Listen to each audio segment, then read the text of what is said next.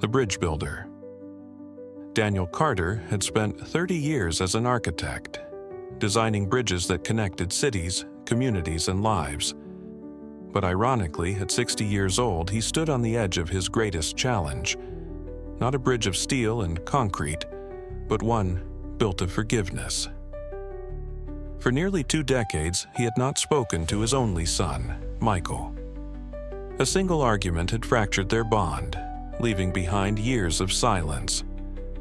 Now, standing in the quiet of his study, holding an unopened letter from Michael, Daniel felt his hands tremble. The letter had arrived that morning, simple and direct. "Dad, I'd like to see you, if you're willing. Michael." The boy he had once carried on his shoulders, taught to ride a bike, and watched grow into a man. A man Daniel had pushed away in his stubbornness. His wife, Evelyn, entered the room. She had long since made peace with their son, but she never pressured Daniel. Now, she simply placed a hand on his shoulder. "It's never too late, you know." Daniel sighed. "I don't even know what I'd say." Then start with hello. That night, he barely slept. Memories swirled in his mind. Michael's laughter as a child, his determined teenage years, and finally, the night they stopped speaking. Daniel had been so certain he was right back then. But was it worth 20 years of silence? The next morning, he made his decision. The meeting. Michael had suggested a quiet cafe downtown. Daniel arrived early, his heart pounding as he sat at a corner table. Then the door opened, and there he was. Michael looked older, of course.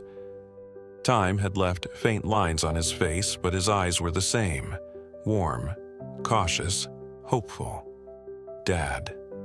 Daniel stood, unsure if a handshake or a hug was appropriate. But Michael made the choice for him, stepping forward and embracing him briefly. It was both foreign and familiar. They sat.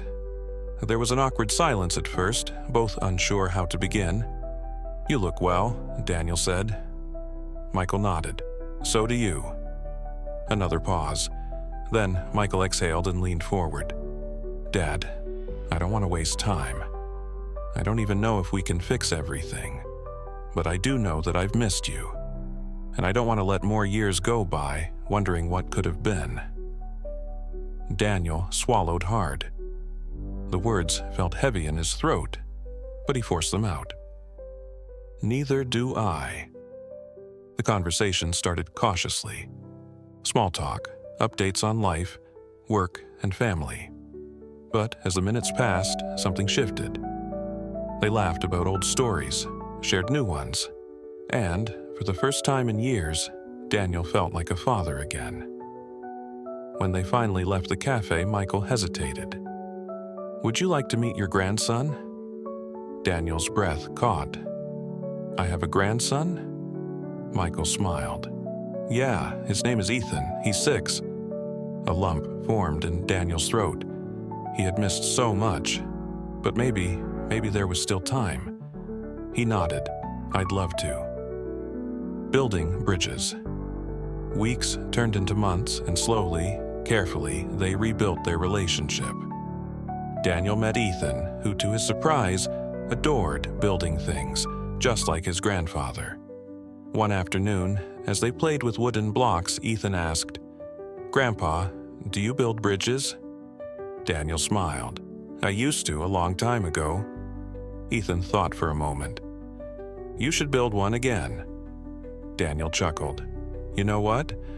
I think I am." Ethan grinned, stacking another block, and Daniel knew this was the most important bridge he had ever built. Moral of the story: it's never too late to mend broken relationships. Pride and time may build walls, but love and forgiveness can build bridges that last a lifetime.